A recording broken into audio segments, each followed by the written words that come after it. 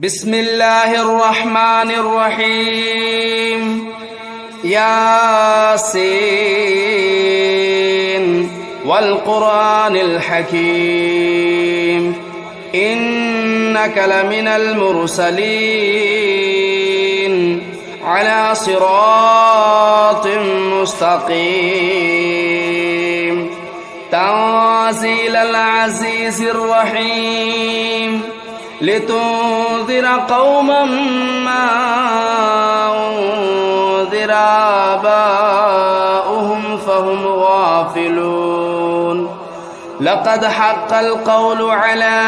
أكثرهم فهم لا يؤمنون إنا جعلنا في أعناقهم أغلالا فهي إلى الأذقان فهم مقمحون وجعلنا من بين أيديهم سدا ومن خلفهم سدا فأغشيناهم فهم لا يبصرون وسواء عليهم أنذرتهم أم لم تنذرهم لا يؤمنون إنما تنذر من اتبع الذكر وخشي الرحمن بالغيب فبشره بمغفرة وأجر كريم إنا نحن نحيي الموتى ونكتب ما قدموا وآثارهم وكل شيء أحصيناه في إمام مبين واضرب لهم مثلا أصحاب القرية إذ جاءها المرسلون إذا أرسلنا إليهم اثنين فكذبوهما فعززنا بثالث فقالوا إنا إليكم مرسلون قالوا ما أنتم إلا بشر مثلنا وما أنزل الرحمن من شيء إن أنتم إلا تكذبون قالوا ربنا يعلم إنا إليكم لمرسلون وما علينا إلا البلاغ المبين قالوا إنا تطيرنا بكم لئن لم تنتهوا لنرجمنكم وليمسنكم منا عذاب أليم قالوا طائركم معكم أئن ذكرتم بل أنتم قوم مسرفون وجاء من أقصى المدينة رجل يسعى قال يا قوم اتبعوا المرسلين اتبعوا من لا يسألكم أجرا وهم مهتدون وما لي لا أعبد الذي فطرني وإليه ترجعون أتخذوا من دونه آلهة إن يردني الرحمن بضر لا تغن عني شفاعتهم شيئا ولا ينقذون إني إذا لفي ضلال مبين إني آمنت بربكم فاسمعون قيل ادخل الجنة قال يا ليت قومي يعلمون بما غفر لي ربي وجعلني من المكرمين وما أنزلنا على قومه من بعده من جود من السماء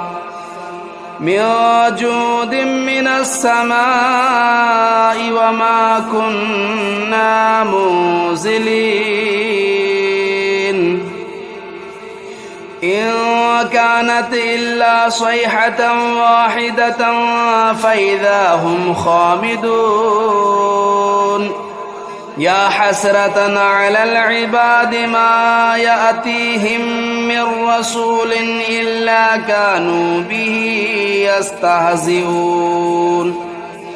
ألم يروا كم أهلكنا قبلهم من القرون أنهم إليهم لا يرجعون وإن كل لما جميع لدينا محضرون وآية لهم الأرض الميتة أحييناها وأخرجنا منها حبا فمنه يأكلون وجعلنا فيها جنات من نخيل وأعناب وفجرنا فيها من العيون ليأكلوا من ثمره وما عملته أيديهم أفلا يشكرون سبحان الذي خلق الأزواج كلها مما تنبت الأرض ومن أنفسهم ومما لا يعلمون وآية لهم الليل نسلخ منه النهار فإذا هم مظلمون والشمس تجري لمستقر لها ذلك تقدير العزيز العليم والقمر قدرناه منازل حتى عاد كالعرجون القديم لا الشمس ينبغي لها أن تدرك القمر ولا الليل سابق النهار وكل في فلك يسبحون وآية لهم أنا حملنا ذريتهم في الفلك المشحون وخلقنا لهم من مثله ما يركبون وإن نشأ نغرقهم فلا صريخ لهم ولا هم ينقذون إلا رحمة منا ومتاعا إلى حين وإذا قيل لهم اتقوا ما بين أيديكم وما خلفكم لعلكم ترحمون وما تأتيهم من آية من آيات ربهم إلا كانوا عنها معرضين وإذا قيل لهم أنفقوا مما رزقكم الله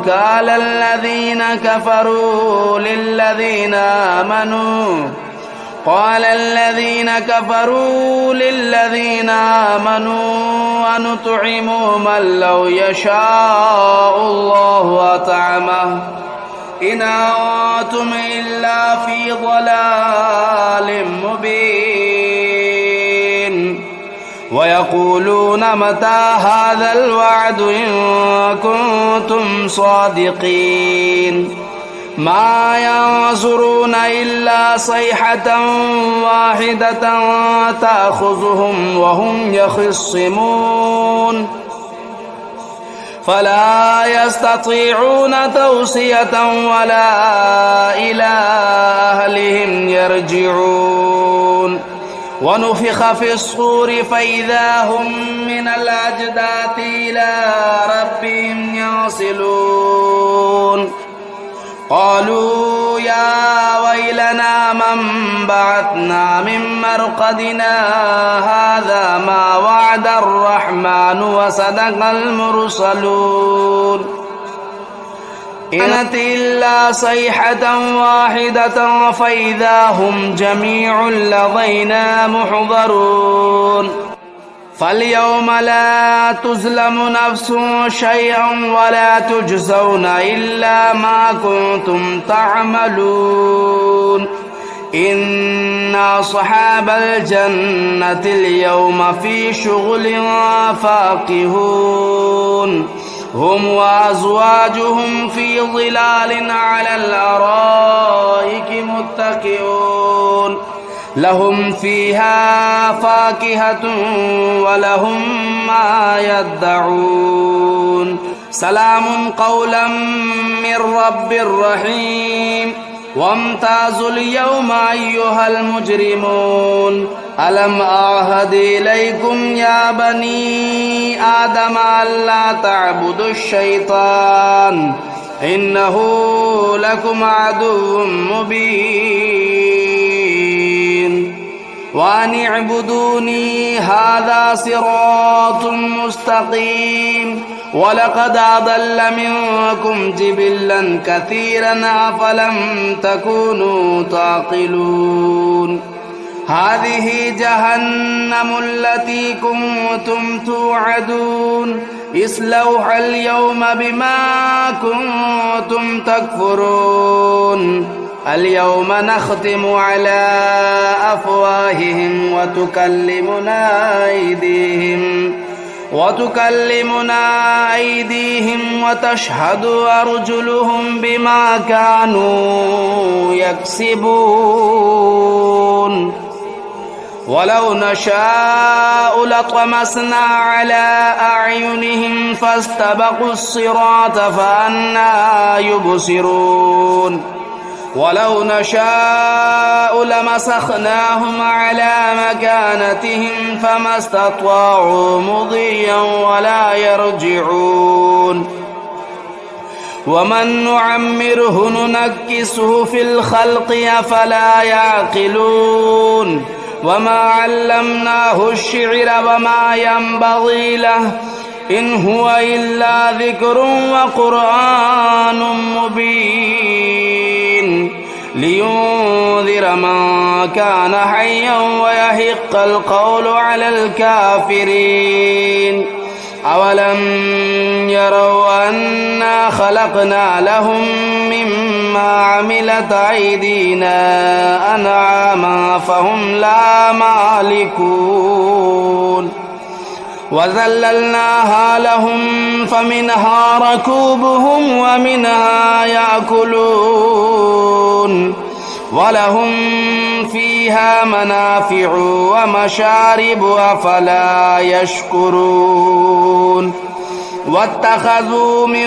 دون الله آلهة لعلهم ينصرون لا يستطيعون نصرهم وهم لهم جند محضرون فلا يحزنك قولهم إنا نعلم ما يسرون وما يعلنون أولم ير الإنسان أنا خلقناه من نطفة فإذا هو خصيم مبين وضرب لنا مثلا ونسي خلقه قال من يحيي العظام وهي رميم قل يحييها الذي أنشأها أول مرة وهو بكل خلق عليم الذي جعل لكم من الشجر الأخضر نارا فإذا أنتم منه توقدون أوليس الذي خلق السماوات والأرض بقادر على أن يخلق مثلهم بلى وهو الخلاق العليم إنما أمره إذا أراد شيئا أن يقول له كن فيكون فسبحان الذي بيده ملكوت كل شيء وإليه ترجعون بسم الله الرحمن الرحيم الرحمن علم القرآن خلق الإنسان علمه البيان الشمس والقمر بحسبان والنجم والشجر يسجدان والسماء رفعها ووضع الميزان ألا تطغوا في الميزان وأقيموا الوزن بالقسط ولا تخسروا الميزان والأرض وضعها للأنام فيها فاكهة والنخل ذات الأكمام والحب ذو العصف والريحان فبأي آلاء ربكما تكذبان خلق الإنسان من صلصال كالفخار وخلق الجان من مارج من نار فبأي آلاء ربكما تكذبان رب المشرقين ورب المغربين فبأي آلاء ربكما تكذبان مرج البحرين يلتقيان بينهما برزخ لا يبغيان فبأي آلاء ربكما تكذبان يخرج منهما اللؤلؤ والمرجان فبأي آلاء ربكما تكذبان وله الجوار المنشآت في البحر كالأعلام فبأي آلاء ربكما تكذبان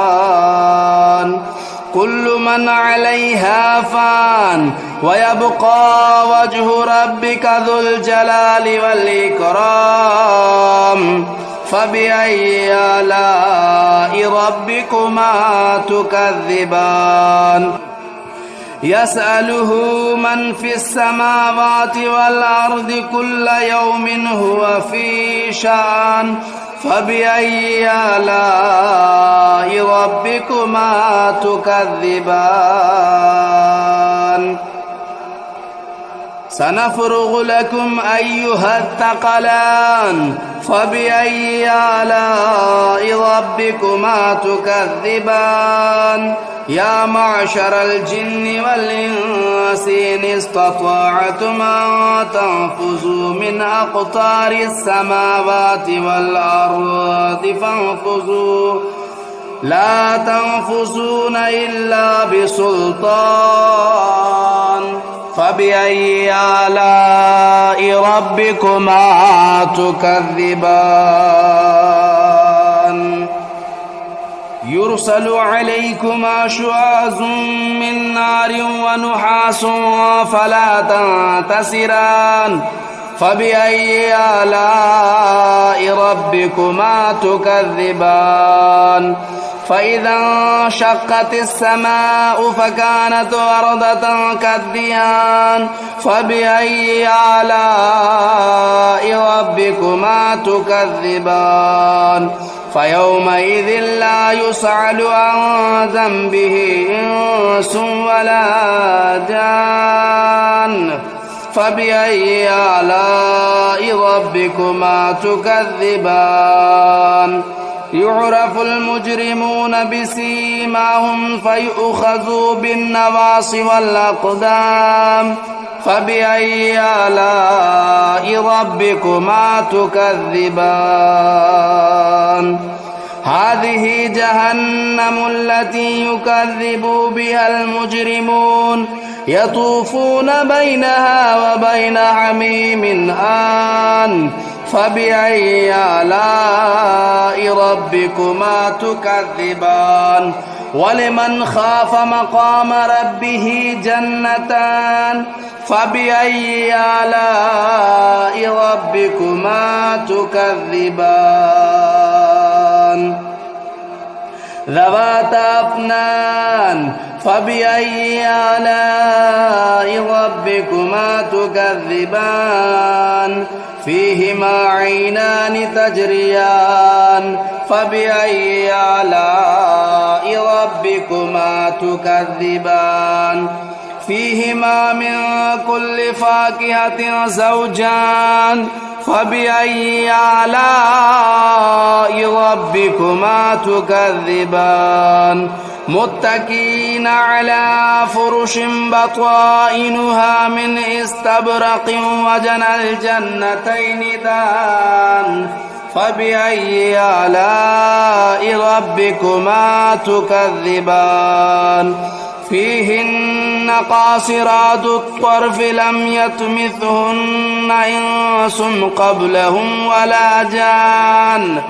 فبأي آلاء ربكما تكذبان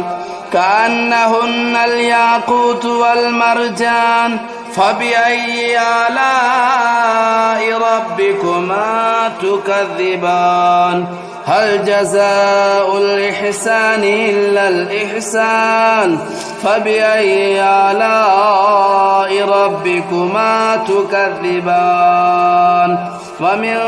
دونهما جنتان فبأي آلاء ربكما تكذبان مدهامتان فبأي آلاء ربكما تكذبان فيهما عينان نضاختان فبأي آلاء ربكما تكذبان فيهما فاكهة والنخل والرمان فبأي آلاء ربكما تكذبان فيهن خيرات حسان فبأي آلاء ربكما تكذبان حور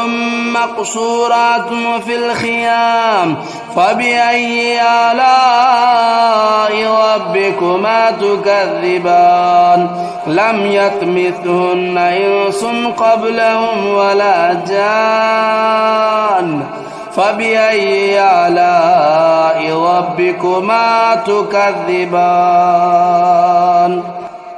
متكئين على رفرف خضر وبخري حسان فبأي آلاء ربكما تكذبان تبارك اسم ربك ذو الجلال والإكرام بسم الله الرحمن الرحيم تبارك الذي بيده الملك وهو على كل شيء قدير الذي خلق الموت والحياة ليبلوكم أيكم أحسن عملا وهو العزيز الغفور الذي خلق 7 سماوات طباقا ما ترى في خلق الرحمن من تفاؤت فارجع البصر هل ترى من فطور ثم ارجع البصر كرتين ينقلب إليك البصر خاسئا وهو حسير ولقد زينا السماء الدنيا بمصابيح وجعلناها رجوما للشياطين وأعتدنا لهم عذاب السعير وللذين كفروا بربهم عذاب جهنم وبئس المصير إذا ألقوا فيها سمعوا لها شهيقا وهي تفور تكاد تميز من الغيظ كلما ألقي فيها فوج سألهم خزنتها لم يأتكم نذير قالوا بلى قد جاءنا نذير فكذبنا وقلنا ما نزل الله من شيء إن أنتم إلا في ضلال كبير وقالوا لو كنا نسمع أو نعقل ما كنا في أصحاب السعير فاعترفوا بذنبهم فسحقا لأصحاب السعير إن الذين يخشون ربهم بالغيب لهم مغفرة وأجر كبير وأسروا قولكم أو اجهروا به إنه عليم بذات الصدور ألا يعلم من خلق وهو اللطيف الخبير هو الذي جعل لكم الأرض ذلولا فامشوا في مناكبها وكلوا من رزقه وإليه النشور أأمنتم من في السماء أن يخسف بكم الأرض فإذا هي تمور أم أمنتم من في السماء أن يرسل عليكم حاصبا فستعلمون كيف نذير ولقد كذب الذين من قبلهم فكيف كان نكير أولم يروا إلى الطير فوقهم صافات ويقبضن ما يمسكهن إلا الرحمن إنه بكل شيء بصير أمن هذا الذي هو جند لكم ينصركم من دون الرحمن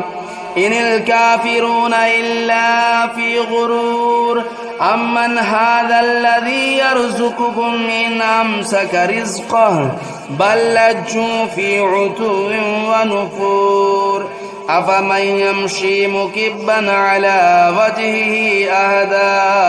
أمن يمشي سويا على صراط مستقيم قل هو الذي أنشأكم وجعل لكم السمع والأبصار والأفئدة قليلا ما تشكرون قل هو الذي ذرأكم في الأرض وإليه تهشرون